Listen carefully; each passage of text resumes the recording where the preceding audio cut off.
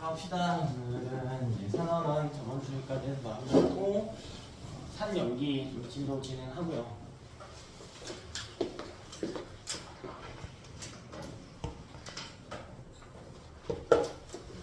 이번 주는 산 연기 기본 개념하고 중간 난이도 정도 문제 풀고 산원 했을 때랑 마찬가지로 이제 다음 주에 좀 고난도 유형하고 좀 반복적으로 문제 해서 내신기가 들어가기 전에 중화 반응도 거의 준킬러 문제까지는 다 한 바퀴 돌려놓을 거야. 내신기에서 좀 편하게 고난도 문제 할 수 있게. 내용 시작해봅시다. 가장 먼저 우리 산연기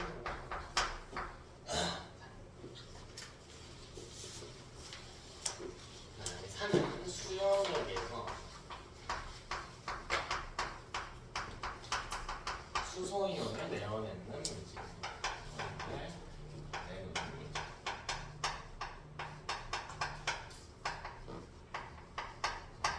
쉽게 이야기하면 물에 섞어놨을 때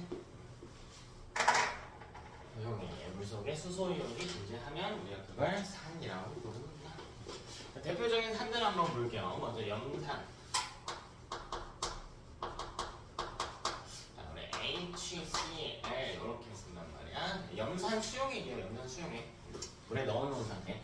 자, 우리 수용액 상태를 어떻게 표기를 해주냐면 오른쪽 아래 가로치고 A, Q 이렇게 써줍니다. 아쿠어스 라는 뜻인데 어떤 물체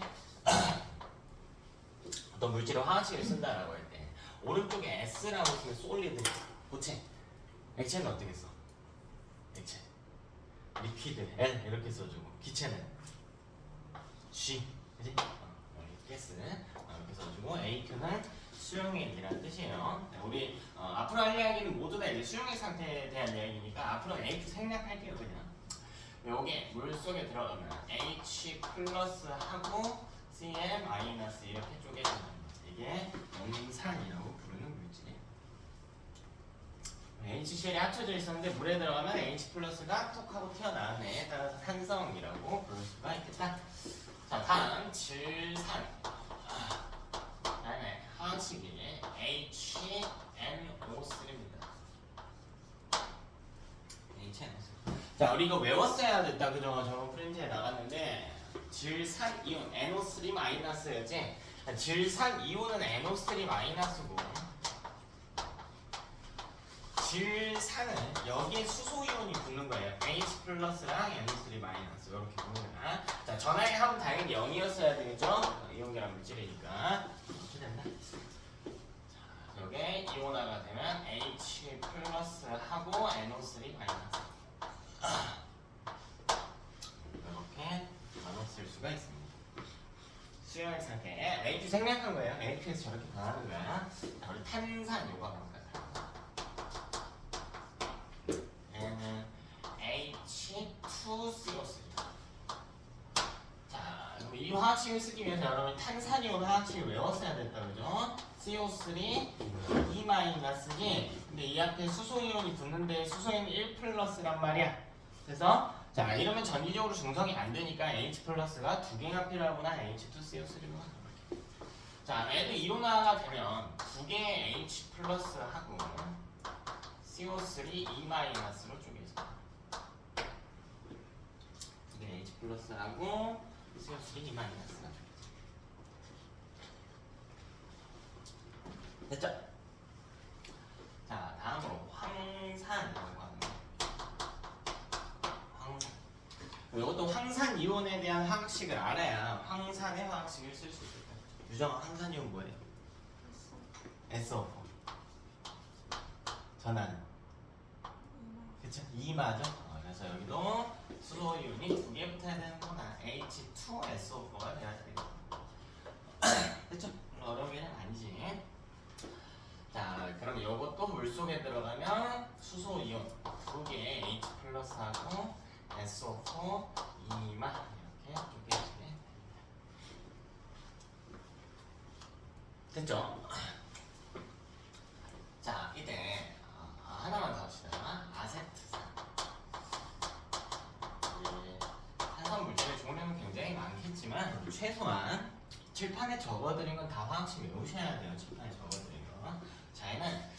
아세트산 이온이라고 하는 거예요. 아세트산 이온이 애초에 CH3 COO1 나왔거든요. 이 뒤에 H 플러스가 하나 붙었다라고 생각하시면 돼요. 좀 길지. 그래도 외우자. CH3 COOH. 그다음에 맨 끝에 H가 떨어져 나가면서 수소 이온으로 이온화된다라고 생각하면 돼요. 나머지 덩어리 CH3 COO까지가 1 마이너스. 여기까지가 1 마이너스.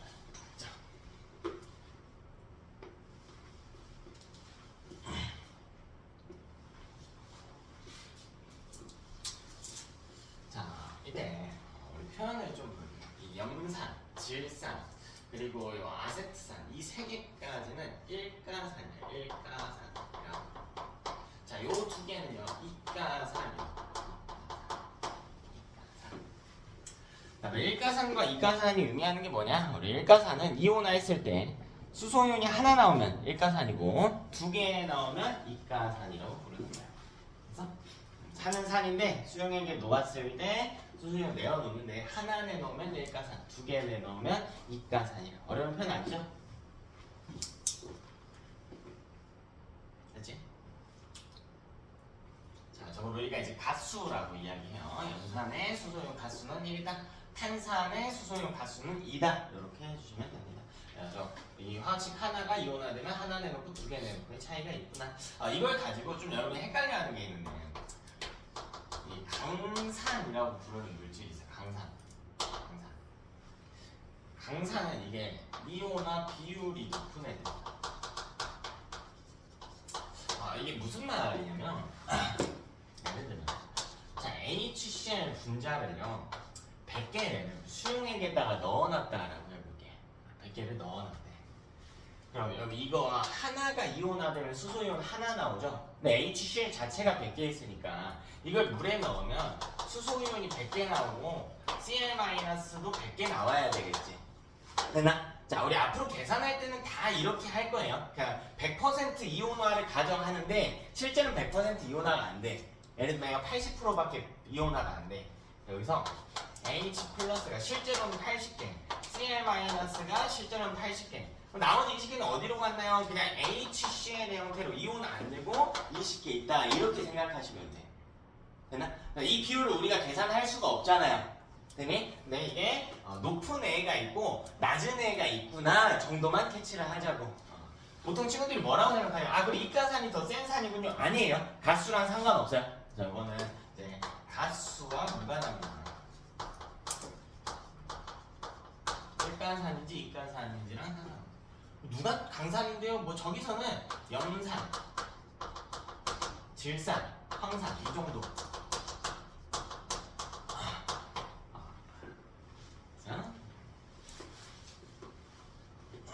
이 정도가 강산. 강산의 종류도 안 외우셔도 됩니다. 네, 가수랑 상관없다 정도는 좀 캐치를 해놓자. 자, 다음으로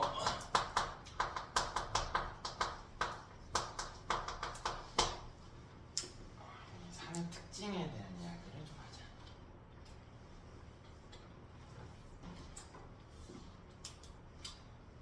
자, 첫 번째로요.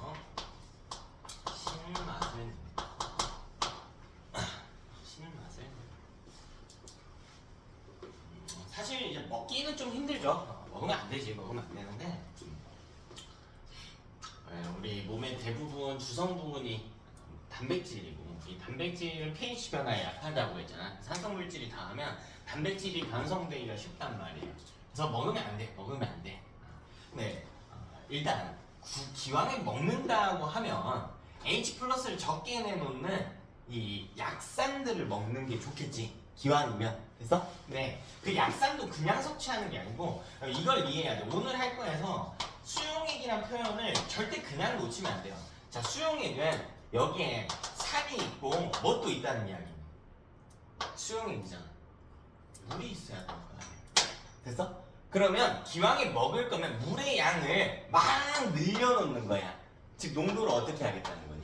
낮추겠다라는 거예요. 그래서 약산을 사용하고 물에 많이 희석하면 우리가 섭취할 수 있는 형태가 되겠죠. 되나? 자, 그래서 이 아세트산이 대표적인 약산이고요. 얘를 물에다가 희석해 놓은 애를 우리가 앞으로 식초라고 불러. 식초. 아세트산은 식초의 성분이다 정도는 외워주시면 좋아요. 두 번째 됐고. 수시에 보면 신맛이 납니다. 신맛이. 자, 두 번째로 수용액 상태에서 전기 전도성이 존재합니다.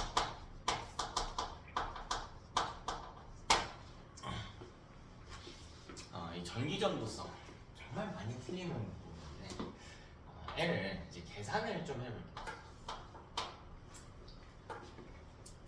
이 전류가 흐르는 이유가 뭐냐면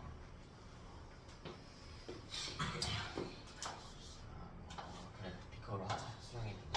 수용액이든 도성이 됐든 전류가 흐르는 조건은요 전하를 띤 입자가 이동할 수 있어야 합니다. 그럼 대표적으로 전하를 띤 입자라고 하면 전자도 있을 거고 뭐도 있겠니? 전하를 띤 애들이 누가 있어? 누가 있어?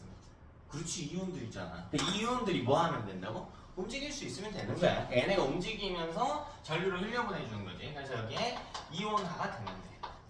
이런 식으로. 근데 기본적으로 산이 되려면 수용액에서 H+를 내놔야 된단 말이에요. 근데 양이온만 내놓을 수가 없지. 애초에 중성인 상태로 출발할 테니까 양이온과 음이온을 최소 한 종류씩은 내놓는단 말이에요. 그러니까 어쨌든 이온이 있어야만 하겠지. 산으로 분류되려면. 따라서 전기 전도성이 존재한다. 이렇게 볼 수가 있고 요거를 조금 난이도 높여서 공부를 하려면 이렇게 생각을 해봐. 얘네가요 여기서 마치 그 우편 배달부처럼 전류를 움직여준다라고 생각하는데 전류를 흐르게 해주는 거야 얘네가. 그럼 전류가 잘 흐르려면 이온의 숫자가 어때야 돼? 많아야겠지. 우편 배달부가 많으면 우편이 빨리 돌 거 아니야. 그치? 근데 비커가 커져가지고 부피가 이렇게 늘어났다라고 해서 그럼 얘가 여기서 여기까지 가는데 시간이 오래 걸리겠지. 그래서 마을이 넓어진 거야. 그 우편 도는데 시간이 오래 걸릴 거야. 잘 안 돌 거 아니야. 전류가 좀 덜 흐르게 돼. 그래서 전기 전도성을 정확히 따지는 방법이 뭐냐면 부피분의 이온수로 따지시면 돼. 부피분의 이온수. 자, 이걸 표현으로 단위 부피당 이온수 이렇게 쓰기도 같은 표현으로 전기 전도성은 부피분의 이온수로 따진다. 근데 뭐 지금 그게 크냐 높냐까지는 됐고요. 구하는 방법은 이따가 또 써먹을 거고 일단 산으로 분류되려면 이온은 있어야 되니까 수용액 상태에서 전기 전도성이 존재는 하는구나. 자, 세 번째 지금부터 이제 반응식 나와요. 반응식 칠판에 있는 건 스스로 다 쓸 수 있어야 된다.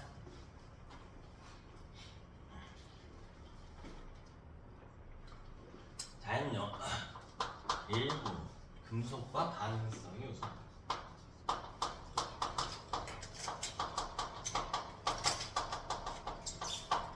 일부 금속과 반응성이 우선. 우리 화학식은 무조건 다 외운다. 자, 그럼 반응하게 되면 H2가 발생하게 된다. 일부 금속과 반응성이 높으면 반응하게 될 시 H2가 발생합니다. 자, 오늘 여러분 이 세 번째 내용은 저번 주 산화로 수업을 열심히 듣고 복습을 했다면 여러분이 모를 수가 없어요. 자, 산 대표적인 거 그냥 산으로 써볼까요? 두 개의 HCl 더하기 Mg 했을 때 MgCl2하고 H2 나오는 거 이거 기억납니까? 우리 전화 표시하면 H 플러스 Cl 마이너스 Mg 0 Mg 2뿔 Cl 마이너스 여기 H요. 즉 산화원의 전자이동의 예시에 나왔던 화학 반응식이죠. 산화원의 예시이기도 하지만 산 자체가 금속과 반응을 잘한다라는 걸 볼 수가 있어요. 조금 디테일하게 한번 봐볼까요? 여기 일부 금속이라고 돼 있어. 모든 금속이 아니라 일부 금속이라고 돼 있어. 이 반응이 일어나기 위한 조건이 뭐냐면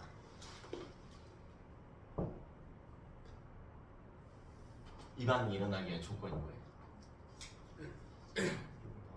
어? 뭐라고? 이온화 경향이 이온하기는 어쨌다고?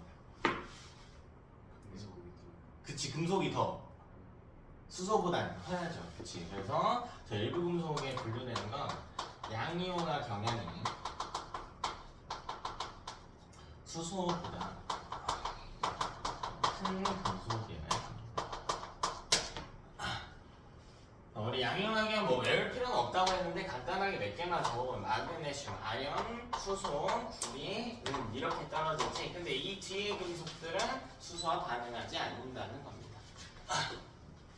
선생님, 네, 이 양이온화 경향이 뭐가 쓰죠? 그 뒤에. 수소보다 큰 금속, H보다 큰 금속.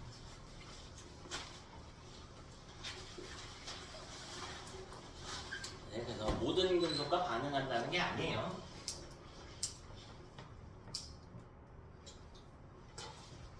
됐습니까?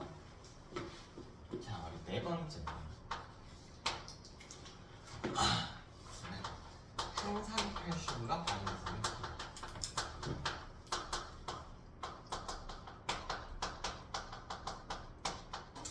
이거는 뒤에 이야기할 건데 일종의 중화 반응 예시이기도 한데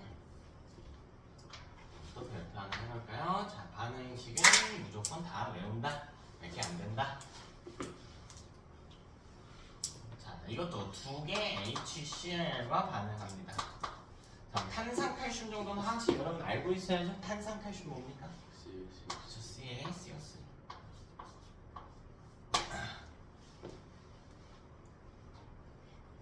그러면 반응 후에 Cl2하고 H2하고요 CO2가 발생합니다.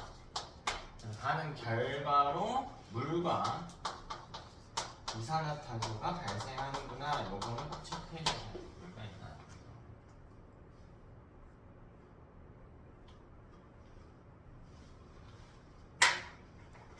네? 문제에서 산을 찾는 대표적인 방법으로 일부 금속과 반응을 시켜보거나 탄산칼슘과 반응을 시켜본다. 이 내용이 100% 출제됩니다. 100% 출제돼요. 출제됐을 때 이 기체의 종류를 막 바꿔서 내기도 하거든요. 물도 중요하긴 한데 주로 이산화탄소랑 수소 둘 다 기체니까 저거 가지고 장난질 할 때가 많아. 문제 선제 막 이렇게 나오지. 산은 금속과 반응성이 높고 반응 후에 CO2가 나온다 이런 식으로.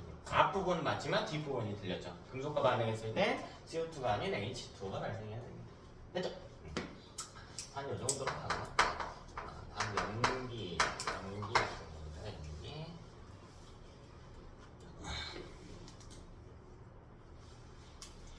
우리 이런 산과 연기 이런 애들을 액성이라고 불러. 사실 대부분의 물질의 액성은 중성이거든요. 중성에 가까운데 산하고 연기를 다루고 있는 겁니다. 그러면 이때 연기로 부를 수 있는 조건은 뭐냐면 얘는 수용액 상태에서 OH-를 내놓는 물질이에요. 자, 물에 넣었을 때 OH-를 내어놓으면 됩니다. 자, OH-도 다원자 이온이죠? 저거 뭐라고 했니? 수산화이온, 그죠? 수용액 상태에서 수산화이온을 내놓는 물질을 우리가 연기라고 부르는 거죠. 자, 이것도 연습 좀 해봅시다. 먼저 수산화 나트륨. 수산화 나트륨. 뭐 화학식 써보면 되겠죠? 나트륨 Na네요. 수산화이온 OH. 그치? 그래서 요걸 1 뿌리고 1마니까 1대1의 결합비 같고요. 수용액 상태니까 여기 AQ 써주면 더 좋긴 하겠다. NaOH라는 화학식을 갖는구나. 이걸 수용액에 넣으면 이온화가 돼야 되니까 Na 플러스하고 OH 마이너스로 이온화가 딱 되어야 하는 물질이구나.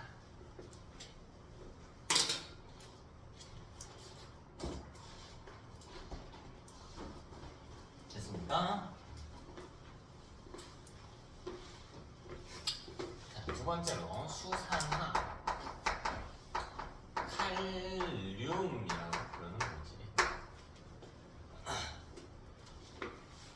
이것도 화학식 한번 써봅시다. 칼륨이네. 한번 K로 K가 이온이면 1뿌리니까 전압표시 뭐 굳이 안 할게요. 뭐 아직 안 익숙한 거 하시고요, 여러분. 1뿌리고 OH 1마니까 얘도 1대1의 결합이고 H는 생략하겠습니다. 모두 H 상태예요. 그럼 K 플러스 하고 OH 마이너스로 쪼개지는 거예요. 이렇게 되지? 다음 수산화 칼슘.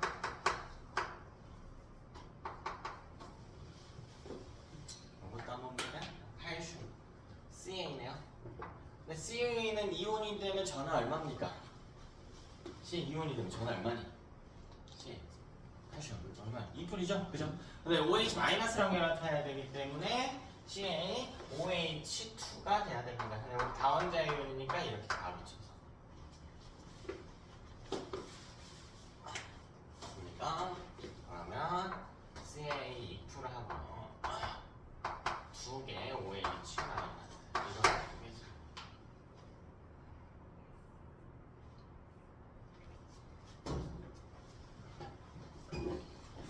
하나만 더 볼까요? 수산화 마그네슘. 근데 이것도 너무 쉽다, 그죠? 마그네슘 Mg고 이온이 됐을 때 2뿔이니까 OH 1마니까 2 이렇게 들어가야 되는 거예요. 그럼 Mg 하고요. 두 개의 OH 마이너스로 쪼개져. 사실 제가 여기 첫 주차에 나눠드린 프린트에 이 화학식 때 다 있었단 말이에요. 그때 다룰 것들은 아니었는데 이걸 하니까 그 프린트 다시 한번 보시면 또 좋겠죠. 산화하면 중간에 나오는 대본의 화학식들이 다 들어가 있어요. 됐죠? 자, 여기까지 너무 쉽다, 그죠? 역시 뽀비도 하겠다, 이 정도까지. 자, 이름만 봐도 염기인 걸 구분하는데 크게 어렵지 않아. 수산화 머시기로 생겨있고 딱 봐도 이온화하기 좋게 생겼거든요. 네, 여기서 좀 헷갈리게 만드는 물질들이 있어서 그거를 좀 따로 외워주셔야 돼요. 자, 첫 번째 암모니아.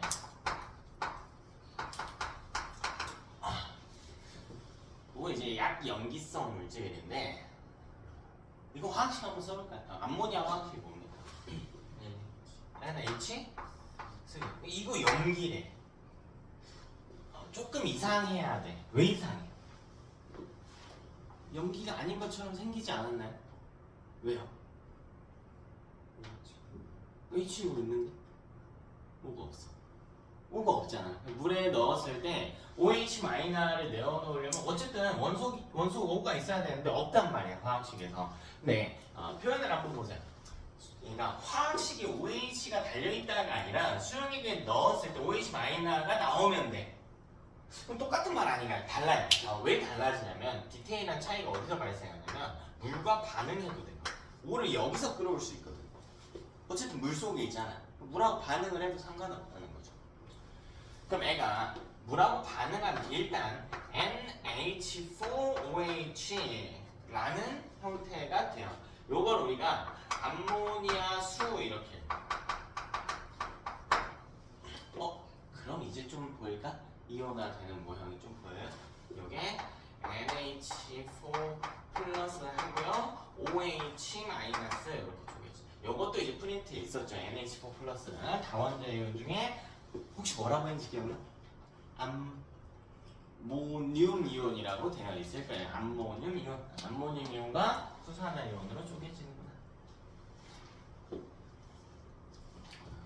이번에 화학식 당연히 쓸 수 있어야 되지만 화학식만 보고 산인지 염기인지 판단하겠다는 건 오만이에요. 따로 좀 외워주셔야 되는 것들이 있습니다. 자, 또 L랑 비슷한 맥락으로 탄산칼슘. 요것도 염기예요. 탄산칼슘 다른 말로 뭐라고 하냐면 석회석이라고. 석회석.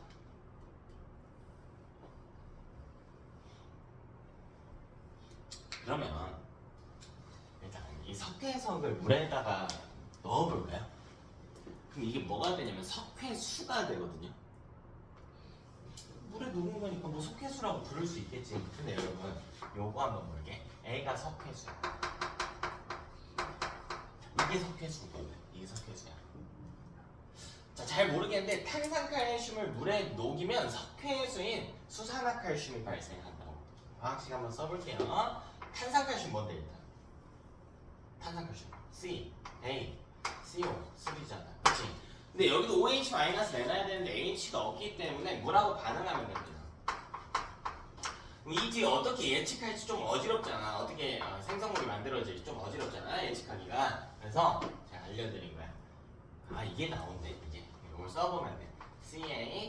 CaOH2가 발생하는구나. 됐니? 남은 입자들 개수 생각하면 CO2 딱 하나 나와. 됐습니까? 근데 여기 수산화칼슘 이게 다시 이온화 될 거야. Ca하고 두 개의 OH. 자, 어쨌든 탄산칼슘을 물에 녹였더니 수산화이온이 나왔네. 얘는 염기라고 보면 되겠지.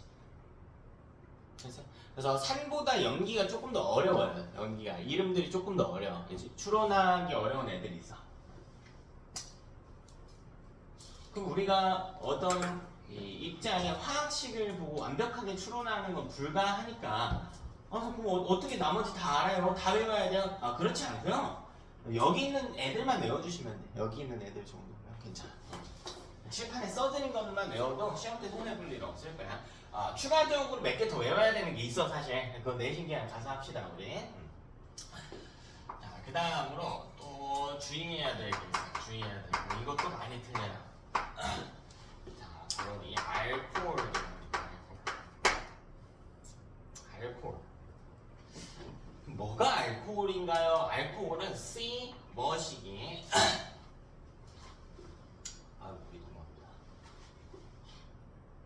H 머시기 OH 이렇게 끝나는 물질 우리가 알코올이에요.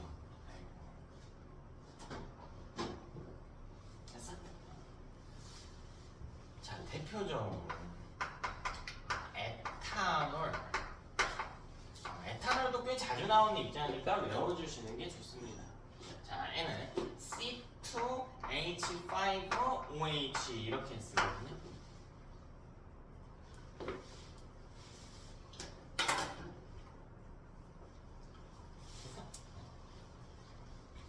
그래서 얘는 딱 봐도 염기처럼 생겼단 말이야. 끝에 OH 달려있으니까. 근데 이게 실제로 떨어져 나가는지를 봐야 되거든요. 물에 넣었을 때. 그러니까 화학식만 보고 추론하는 오만이라는 게 이런 말이야. 외워야 돼. N은 이온화하지 않아. 따라서 염기가 아닙니다. 그래서 알코올 계열의 물질들 제일 흔하게 나오는 게 에탄올. 에탄올 아니라 뭐 메탄올, 뷰탄올 이렇게 올로 끝나는 애들이 알코올이야. 이거 H를 굳이 따로 써준단 말이야. 이게 이제 구조에서 이 H 하나가 바깥쪽에 있어서 따로 쓰는 건데 이걸 뭐라고 쓰기도 하냐면 그냥 C2H6O 이렇게 쓰기도 해요. 이건 입자의 개수만 보여주는 방식이고 이 위에는 구조를 보여주는 방식이야. 그래서 구조식, 시성식 이렇게 읽어주는데 출제자 입장에서는 이름 안 주겠죠. 화학식 준단 말이야. 위에 걸로 줄까 밑에 걸로 줄까? 위에 걸로 주겠지. 왜 염기라고 낚이기 딱 좋으니까. 그지? 그래서 요걸로 외워두시는 게 더 좋다. 다음으로 그렇다면 염기의 특징을 한번 살펴볼게요. 염기의 특징을 한번 살펴보죠.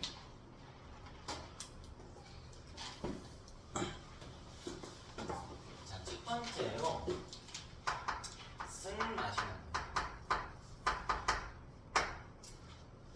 쓴맛이 나요.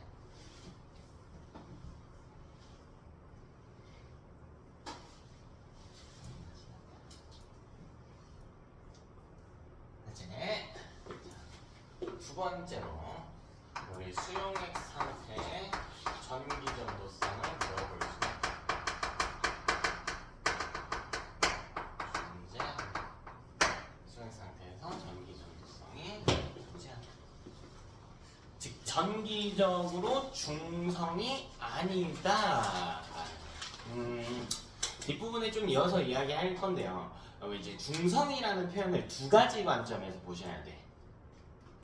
우리가 보통 중성이다 아니다 할 땐 뭘 기준으로 따져줘요? 뭐가 중성이다 아니다 할 때, 그죠? 뭘 기준으로 따져요? 보통 전기적인 성질을 기준으로 중성이냐 아니냐 지금까지는 이렇게 해왔단 말이야. 근데 중성인 표현을 어디서 쓸 수도 있냐면 산도 아니고 염기도 아니다. 즉 액성이 중성이다 이렇게 쓸 수도 있는 거거든요. 중성이 두 가지 표현이 들어가야 돼. 염기성 물질은 당연히 액성이 중성이 아니에요. 수용액에서 전기적으로 중성도 아니에요. 무슨 말인지 좀 어려울까? 순수한 H 쪽으로 볼까요? 이건 산도 아니고 염기도 아니거든요. 액성이 중성입니다. 되죠? 그리고 물 흘러요 안 흘러요? 물이지. 전기 흘러 안 흘러? 순수한 물에는 안 흐르죠. 전기적으로도 중성입니다. 액성도 중성이고요. 근데 이런 애들 한번 볼까요? NaC. 우리 염화나트륨이 있지. 이거 산성도 아니고 염기성도 아니거든요. 그러니까 액성이 뭐예요? 중성입니다. 근데 여러분 소금물 이온결합 물질이잖아. 우리 앞부분에 나왔지. 이온결합 물질은 수용액에서 전기 흘러 안 흘러? 흐르지. 전기적으로 중성은 아니야. 수용액 상태에서. 무슨 말인지 알지? 그래서 이 중성을 두 가지 표현으로 좀 봐야 된다. 전기적 중성이 아니다. 염기성 물질은 수용 상태에서. 그치? 자, 세 번째로 N은 금속이나 탄산칼슘과 반응성이 낮은 편입니다. 굳이 쓸 필요 없는데 요거 가지고 물질 찾는 거 많이 나오거든요.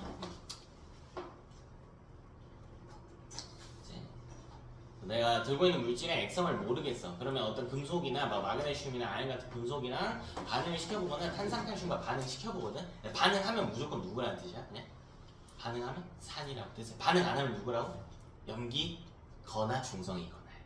그래서 헷갈리면 안 돼. 염기거나 중성이거나예요. 액성이. 자, 네 번째로 N은 어떤 성질이 있냐면 염기 관련해서 화학 반응식을 외울 건 없고요. N은 단백질을 녹이는 성질이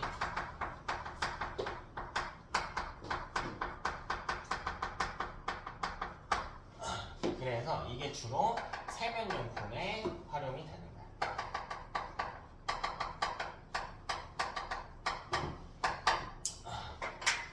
세면용품에 사용한다.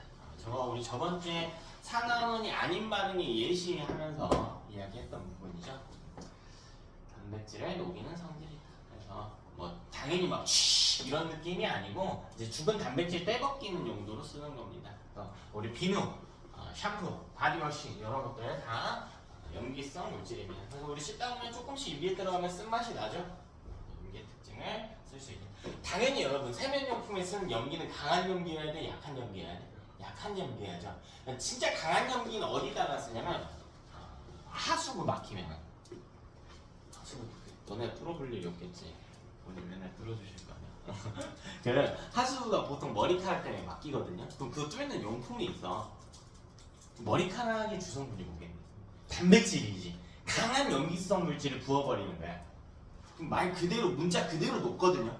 그러면서 뚫리게 되는 거야. 그러니까 너무 자주 쓰는 게 좋은 건 아니에요. 배관에도 영향을 주기 때문에 너무 좋은 건 아닌데 강한 염기는 그런 데에 따라 쓰는 거야. 하수구 세정제. 됐죠? 아주 기초적인 내용들 이야기를 좀 했습니다. 자, 다음으로 액성 판별의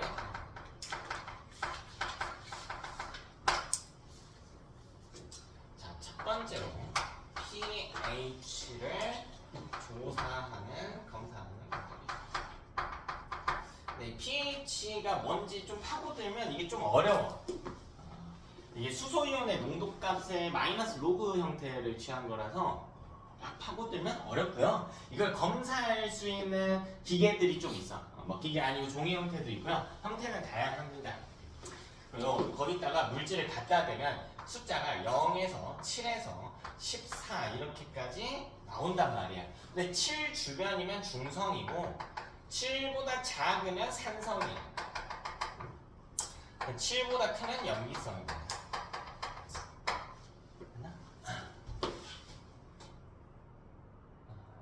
보통 한 6.8에서 7.2 이 정도는 중성으로 취급하고 그 뒤에는 이제 약한 액성을 띠고 있고 뭐 숫자가 막 예를 들면 1이야. 이건 굉장히 강한 산인 거지. 굉장히 강한. 숫자가 13이야. 매우 강한 0이. 하수도 세정제가 13 정도. 13 정도. 자, 이때 얘는 숫자 1당 수소 이온의 개수가 10배 차이가 납니다. pH 4랑 5면 큰 차이가 아닌 것 같은데 사실 굉장히 큰 차이입니다. 10배나 차이 납니다.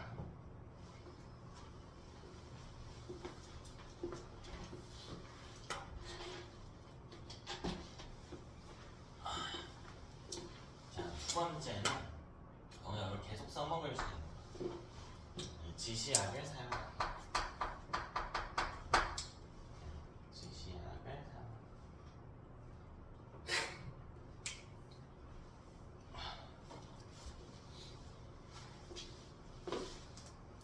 지시약은 통합값 기준 4개 나오고요. 자, 외우는 건 본인 마음대로. 저는 실제로 어떻게 외웠냐면 페, 네, 비, 리 이렇게 한 칸씩 떨어뜨려서 썼고, 이게 각 지시약들의 이름이에요. 페놀프탈레인, 메틸 오렌지, BTB, 리트머스 순으로 갑니다. 그러나 이 밑에 어떻게 써주냐면 X, X 가운데에 빨. 그래서 자, 여기서부터 무지개 색깔 써주면 돼. 주, 노, 초, 파, 남 보죠. 근데 남 빼고 바로 보라옵니다. 보라랑 비슷하니까 그냥 빼면 돼. 그리고 마지막에 빨강 하나 더 추가해주면 돼. 이러면 외우는 거 끝나요. 페메릴이 XX 빨주 노초 파고 빨 해가지고 써놓으면 끝납니다. 이걸 어떻게 활용하냐면, 자, 이렇게 세 개를 읽어줍니다. 세 개. 산, 중, 영. 이게 무슨 말이냐면 페놀프탈레인 수용액은 산성에서 색을 띠지 않고 중성에서도 띠지 않으며 염기성에서 빨간색을 띈다라는 뜻입니다. 됐죠? 자, 그리고 그 뒤에 한 칸씩 이렇게 겹쳐 있는 거예요. 산, 중, 영 이렇게. 메틸 오렌지 씨앗은 산성에서 빨간색을 띠고 중성에서 주황색을 띠고 염기성에서 노란색을 띠는구나. 이렇게 겹쳐 읽으면 전 다르게 외우려 하시면 뭐 그렇게 외워도 돼요. 외우기만 하면 돼. 근데 이게 교재마다 빨, 노, 노로 나올 때가 있어요. 학교 선생님들마다 출판사 따라가지도 않고요. 그냥 학교 선생님 따라갑니다. 빨, 주, 노 혹은 빨, 노, 노. 보통 문제에 메틸 오렌지 그래서 잘 안 써요. 왜 이렇게 나왔나 하고 실제로 실험을 해봤거든. 실제로 실험해서 보니까 오히려 중성이 노란색 같고 염기성 막 주황색 같고 이래. 그러니까 너무 육안으로 보기 좀 어려워요. 딱 정하기가 좀 어려워서 이렇게 출제가 됩니다. 자, 그럼 그 뒤에도 할 수 있겠지. 이렇게 읽으면 한 칸 겹쳐서 산, 중, 영. BTB 수용액 같은 경우에 산성에서 노란색을 띠면 중성에선 초록색을 띠고 염기성에선 파란색을 띠는구나. 됐나? 자, 리는 리트머스고요. 이렇게 또 겹쳐서 읽어주면 되겠지. 근데 N은 뒤에서부터 읽어주셔야 돼. 산, 중, 영. N만 좀 신경 써주면 한 번에 다 외울 수가 있습니다. 왜 제만 뒤에서부터 읽나요? 저게 어떤 과학적인 원리를 가지고 쓰는 건 아니라 그냥 뭐 짜맞춰 놓은 건데 저게 최대더라.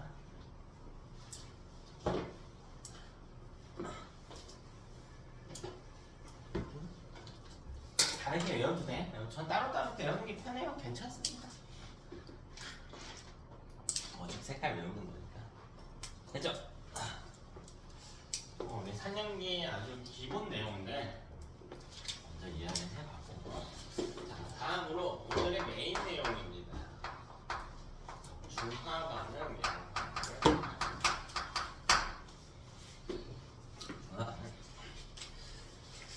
여기 이제 계산 파트가 들어오고 2학기 시험에 가장 변별력 있는 단원이 될 겁니다. 사나운과 공식. 일단 내용을 한번 살펴볼게요. 이제 중화시킨다라고 하는 게 뭐냐면 액성을 중성으로 만들겠다라는 거야. 산성의 성질도 좀 없애고 싶고요. 염기성이라면 그것도 좀 없애고 싶은 거야. 그럼 그 이유를 알면 되겠지. 산성인 이유는 뭐 때문일까? 어떤 수용액의 상태가 지금 액성이 산성이야. 뭐 때문일까? 뭐 때문에? 내가 들고 있는 커피가 약간 산성 물질이래. 뭐 때문에? 뭐 때문에 산성이? 수소이온. 그래, 수소이온 때문에 산성이라고. 그래서 염기성이라고 한다면 이유가 뭐 때문에? 수산화이온 때문이야. 그럼 우리 목표를 수소이온이랑 수산화이온 둘 다 어떻게 해보겠다고? 그냥 없애보겠다. 이게 목표인 거야. 되니? 근데 이게 재밌게도요. 수소이온 H 플러스잖아. 수산화이온은 뭐야? OH 마이너스지. 이거 딱 합치기 좋게 생기지 않았니? 이거 합치면 뭐 나올까? 뭐 나올까? 물 나오지. 됐어? 그럼 이렇게 제거되는 거야. 이걸 중화반응 이라고 해요. 그러니까 산성인 액성 상태의 물질이 있으면 H 플러스가 있는 거잖아. 거기에 OH 마이너스를 넣어주면 둘이 합쳐지면 사라진단 말이야. 이걸 중화라고 부른다고. 그럼 우리 산성인 환경을 제거하려면 염기성인 물질을 넣어주면 돼. 역으로 염기성인 환경이 있다면 뭘 넣어주면 돼? 산성 물질을 넣어주면 둘이 약간 자폭하듯이 사라지는 거야. 그리고 물 분자로 변화하게 됩니다. 심지어 이 둘은요 반응성이 아주 높은 이온들이에요. 서로 보자마자 득달같이 달려들어서 물로 변해버려. 이해됐어요? 반응성이 아주 높아요. 서로에 대해서 반응성이. 그래서 이 중화 반응을 우리가 실예로 어떻게 쓸 수가 있냐면 우리 아까 샴푸로 머리 감는 이야기를 했다, 그죠? 이때 무슨 성질을 쓴 거냐면 염기가 단백질을 녹이는 거라고 해서 우리 하루 동안 지내고 나면 머리카락에 단백질 때들이 막 끼어있을 거란 말이야. 그래서 이런 것들을 제거하기 위해서 샴푸를 썼죠. 근데 샴푸 자체가 염기성이라고 약하긴 하지만 그럼 우리가 샴푸하고 나면은 머리에 염기성 물질들이 막 묻어있을 거 아니야. 그리고 머리카락이 안 좋지. 머리카락 단백질이니까. 이렇게 잘 씻어야지. 근데 정확히는 지금 용품들 너무 잘 나왔지만 우리 옛날 뭐 조선시대나 이제 샴푸가 초창기에 나왔을 때 좀 안 좋은 애들은요 염기성 성질이 좀 강했겠죠. 그래서 뭐 하냐면 보통 식초라고 하면 너무 세게 느껴지나? 그 우리 조선시대 놀이 중에 청포물에 머리 감기라고 하는 게 있거든. 청포가 뭔지 알아? 식초야, 식초. 아니 당연히 막 냄새 풀풀 나는 굉장히 강한 형태는 아니고 좀 많이 물을 타놓은 농도를 낮춰놓은 형태의 식초예요. 거기다 감아준다는 겁니다. 왜 그런 짓거리 하냐는 거야. 샴푸가 뭐니까 염기성이니까 산성인 식초를 활용을 해준다. 혹은요 그 벌레한테 물려본 적 있어요? 없나? 우리 많이 물려봤는데 개미한테 많이 물려봤는데 벌레한테 물리면요 아프지. 이 독이 주입된단 말이야. 근데 이 독이 산성이에요. 이걸 제거하려면 뭐가 필요해? 염기성 물질 필요하겠죠. 그래서 암모니아수를 발라줘. 얘가 약염기거든요. 그래서 뭐 이런 거를 발라준다든가 우리 공장 가동하고 나면 이제 황화수소라는 물질들이 생성이 되는데요. 혹은 뭐 이산화황 이런 애들이 막 만들어지거든요. 배기가스나 공장에서 많이 만들어져. 그럼 여기 이제 공기 중으로 올라가서 비 내릴 때 같이 떨어져요. 그럼 이게 토양이 산성화되거든. 산성화된 토양에서 식물이 잘 자랄 수가 없겠지. 식물도 생명체니까 단백질이고 이 액성 변화에 민감할 테니까. 그래서 산성화된 토양에다가 보통 뭐 뿌려주냐면 석회가루 뿌려줘요. 석회가루. 탄산칼슘이나 뭐 산화칼슘 이런 애들 많이 뿌려줘요. 일상생활에도 그렇게 쓸 수가 있다. 일상생활 예시는 여러분 조금 더 보자. 자, 그럼 우리는 원리적으로 좀 들어갑시다. 자, 중화반응 산과 염기가 반응하면 물이 만들어진다라는 겁니다. 물이 만들어진다. 자, 그러면서 수소이온과 수산화이온이 사라지면서 액성이 제거가 되는구나. 딱 물만 만들어지는가? 아니요. 염이라는 물질이 파생됩니다. 염은 염기가 아니에요. 염기가 아니고 이 중화 반응이 일어날 때 물 제외하고 나온 나머지 애들을 염이라고 부르는 거예요. 중화 반응이 뭐 찌꺼기 정도로 보이면 됩니다. 염기성 아니야. 액성 없어요. 자, 예를 들어 봅시다. 예를 들면 HCl 더하기 NaOH 이렇게 반응을 시킵니다. 자, 수용액입니다.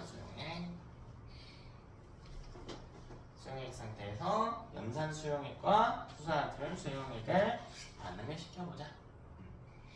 그럼 봐봐. 비커도 같이 한번 좀. 지금 화학식을 이렇게 쓰긴 하는데 실제로 이게 다 H 상태니까 물 속에서 이온화가 되어 있다고. 그리고 여기 H 플러스가 있는 거고요. Cl 마이너스가 이렇게 있는 거지. 그 다음 OH 마이너스랑 Na 플러스 이렇게 있는 구조잖아요. 되니? 반응식 쓸 때야 붙여 쓰지만. 근데 뭐라고 했냐면 이 귤은 보자마자 득달같이 반응한다고 했잖아. 그래서 뭐 만들어요? H2가 이렇게 반응합니다. 됐어? 그럼 이 뒤에 생성물에 올 건 뭐냐면 H2O하고 NaCl이구나 이렇게 보시면 자, 애가 0인 거예요. 이제 나머지 물질들을 합쳐서 써준다.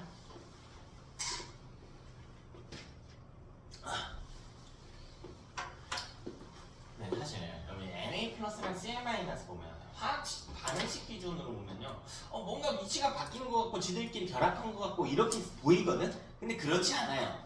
이거 어디 속에 있다고요? 수용액에서 어차피 다 이온화돼 있어. 어차피 이온화돼 있어. 그러니까 얘네는 아무것도 안 해. 여기 우리 산화원 할 때 아무것도 안 하는 애들 뭐라고 불렀어? 그렇지, 얘네가 구경꾼이야. 저렇게 반응하는 애들은 알자 이온, 반응하지 않고 그대로 있는 애들은 구경꾼 이온이라고 칭합니다. 이제 그래서 가장 기본이 되는 지금 1가3과 1가 염기 사이의 반응입니다. 자, 그러면 한번 다른 거 한번 H+, 우리 황산이라고 부르는 물질이죠. 이가산을 좀 써볼까요? 이가산.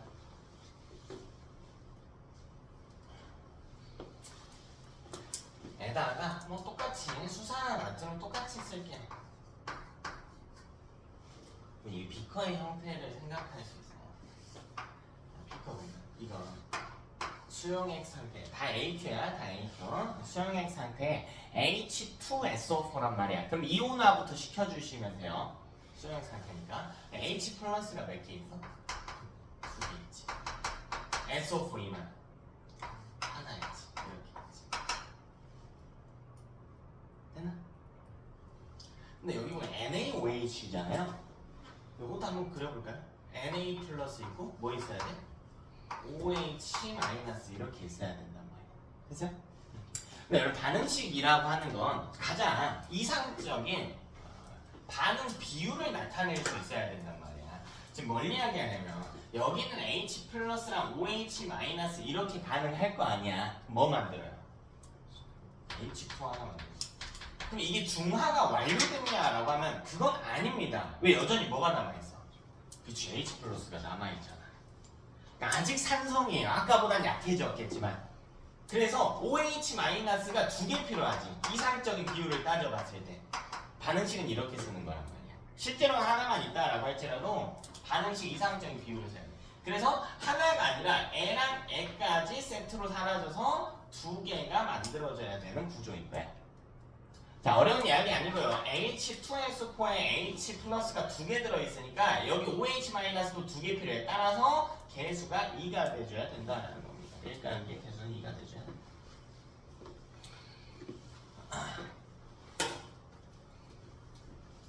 이 아들이 반응을 하게 되면 물 분자가 나옵니다. 2개의 물 분자. 그리고 Na 플러스 2개와 SO4 이마가 하나 존재하지. 더하기 Na2SO4 이렇게 화학식을 쓸 수가 있습니다. 자, 마찬가지로 여기 반응 안 하는 애들은 구경꾼이구나.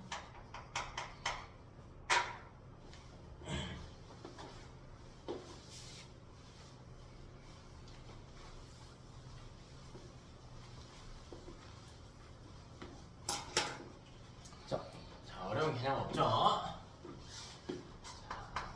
그러면 이 중화 반응의 특징을 좀 봅시다. 그림을 기반으로 중화 반응의 특징을 이야기해보자.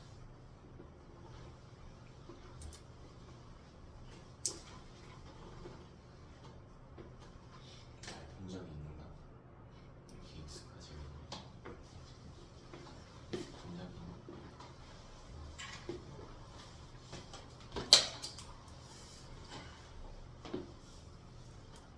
자, 첫 번째로 지금 제가 두 종류의 중화 반응식을 써드렸어요. 분명 둘이 다른 화학 반응식이죠. 둘 다 중화 반응이긴 하지만 자, 공통점을 좀 볼까? 여기서 반응하는 건 결국 누구예요? 반응하는 H 플러스랑 누구? OH 마이너스지. 자, 이런 애들을 알자 이온이라고 불러. 그럼 이 두 가지 중화 반응식에서 알자 이온 그냥 알자 반응식 이렇게 적을게. 알자 이온 반응식 이렇게 적어야 돼. 알자 반응식이 공통입니다. 똑같아요. 둘이. 결국 실제로 반응하는 건 H 플러스랑 OH 마이너스랑 반응해서 물을 만든다라는 겁니다. 나머지 구경꾼이온 빼고 쓰자면 이렇게 들어간다. 근데 이때 비율이 1대 1이 되어야 됩니다.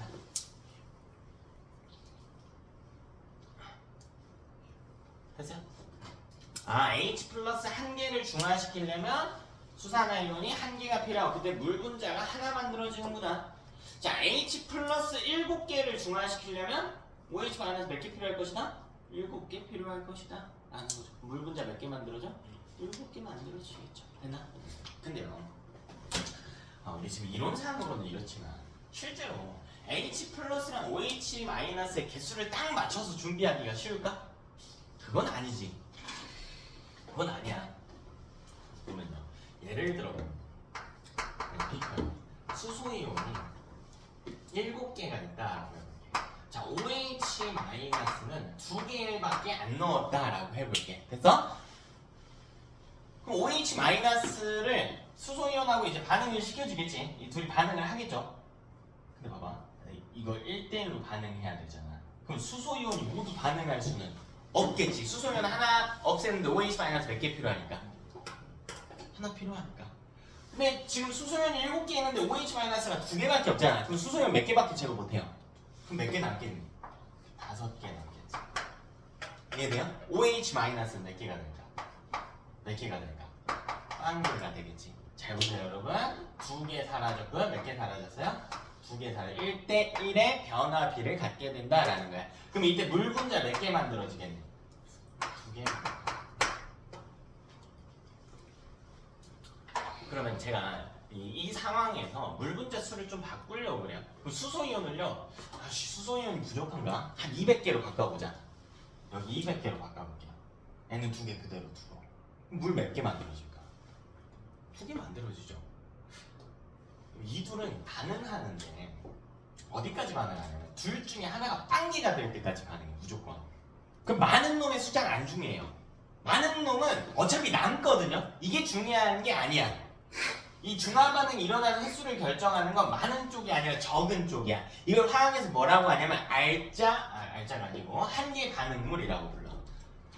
자, 이게 이제 뒷부분에 고난도 문제 풀이의 팁으로 활용될 수가 있는데,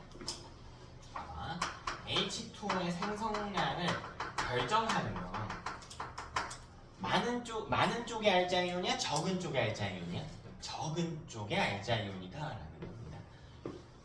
요거를 용어를 안 쓰고 쓰자면 H 플러스랑 OH 마이너스 중 적은 이온의 유익량과 같다. 이렇게 생성물의 개수를 결정하는 물질을 한계 반응물이라고 불러. 한계 반응물의 유입량과 같다. 유입량이 최초예요. 처음이에요.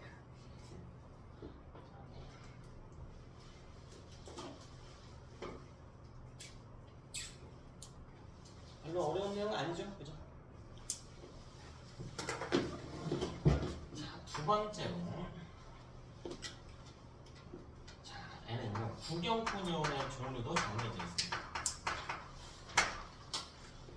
구경꾼 이온은 누구냐면 산의 음이온 그리고 염기의 양이온. 이게 어려운 표현이 아니라 산은 수소이온하고 음이온으로 나눠질 거란 말이야.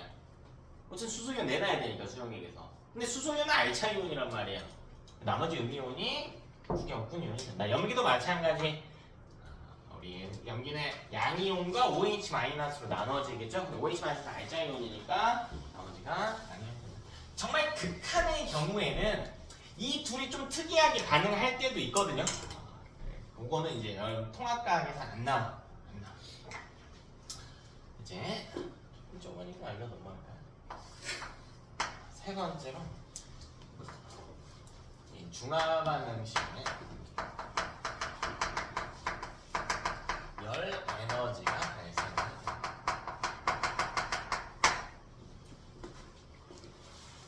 열 에너지가 발생합니다.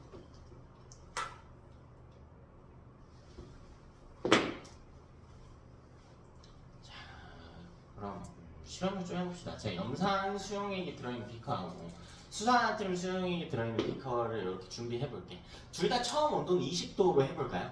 섞었대요. 그러면 염산 수용액에 있는 H 플러스하고 수산나트륨 수용액에 있는 OH 마이너스가 만나면서 중화반응이 일어나겠지. 열이 발생하잖아. 근데 열은 온도를 어떻게 해? 높이죠. 열은 온도나 상태 변화하는 데 쓰는데 뭐 상태를 바꾸진 않을 테니까 여기서 온도가 증가할 겁니다. 어쨌든 처음보다는 뜨거워질 거야. 얼마나 뜨거워질지는 모르겠어. 근데 처음보다는 무조건 어때? 뜨거워질 거라고. 그래서 자 이때 우리 온도를 좀 쉽게 계산하는 법이 있어요.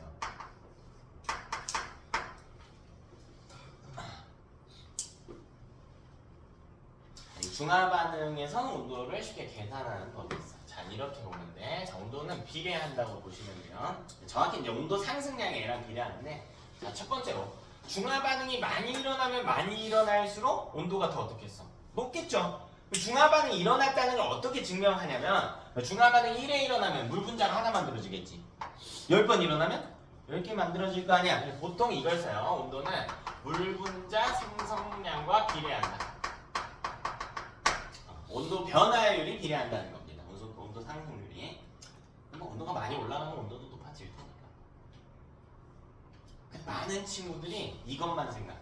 그러니까 틀려요. 봐봐.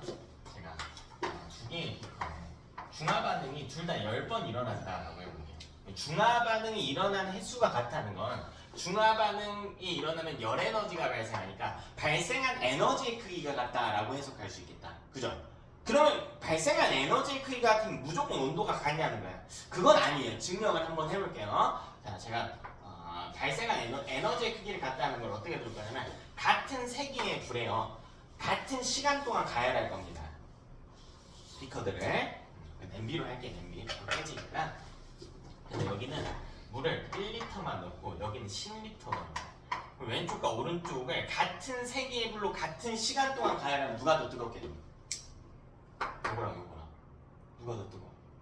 왼쪽이 당연히 뜨겁지. 하여튼 여러분 냄비에 물 많이 넣고 끓일 때랑 째까 넣고 끓일 때랑 같은 시간 가열하면 째까 넣고 끓이는 게 훨씬 빨리 뜨거워진다. 왜 물이 많다라고 하는 건 결국 이 내부에 입자들이 많다는 거거든. 그러면 같은 열 에너지를 줬다라고 할지라도 이게 입자들한테 나눠져야 된단 말이야. 그러니까 한 놈이 가질 수 있는 에너지 크기는 작아질 수밖에 없죠. 근데 얘는 입자가 적으니까 같은 에너지가 발생할 때 한 놈이 가질 수 있는 에너지는 많단 말이야. 이게 온도예요, 온도. 됐어? 그래서 부피랑 반비. 원리까지 물어보지 않아요. 뭐 외우셔도 됩니다. 자, 우리 온도를 찾는 법은 부피분의 H2 생성량으로 보시면 됩니다. 자, 부피 꼭 체크하셔야 돼요. 분당고 학생들 많이 분당고 서술형으로 나온 적이 있어요. 비커 2개 해놓고 온도 같다. 그 이유에 대해서 써라라고 했는데 대부분의 학생들이 물 분자 생성량이 같기 때문이다 라고만 썼어요. 안 됩니다. 다 감점이야. 다 감점이야. 부피도 같고 물 분자 생성량도 같아야 된다. 이런 식으로 쓴다던가 부피분의 H2 생성량이 같다라고 쓴다던가.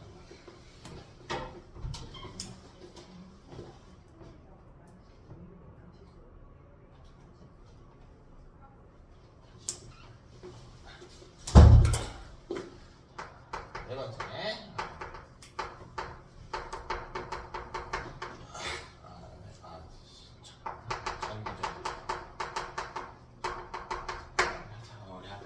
정기적성 얘기는 이미 했고 N 비례합니다.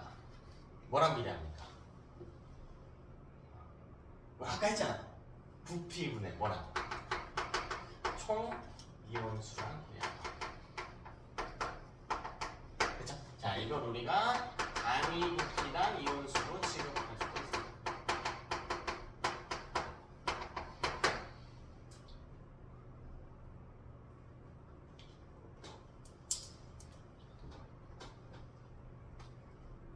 그치? 다섯 번째로. 오씨. 어저께 바꿨는데. 또 나왔다. 미치겠다. 다섯 번째로. 너무 어둡진 않지? 이거 구경꾼. 자, 이 구경꾼이론이라고 하는 건 개수가 변화하지 않죠. 얘는 변화하죠. 반응하지 않아. 반응하지 않아. 그럼 이걸 통해서 뭘 어떻게 활용할 수가 있냐면 이건 이온의 유입량을 유추하는 거니까. 자, 예를 들어 봅시다. 예를 들면 요 비커에 제가 HCl을 몇 개 넣고 그 다음에 NaOH를 몇 개 넣었다라고 해볼게. 몇 개인지는 안 알려줄게요. 안 알려드릴게. 자, 근데 이 비커의 모습을 봤더니 지금 H 플러스가 13개 있고요. 그 다음에 Cl 마이너스는 30개가 있대. 그래서 자, 이런 상태라고 해봅시다.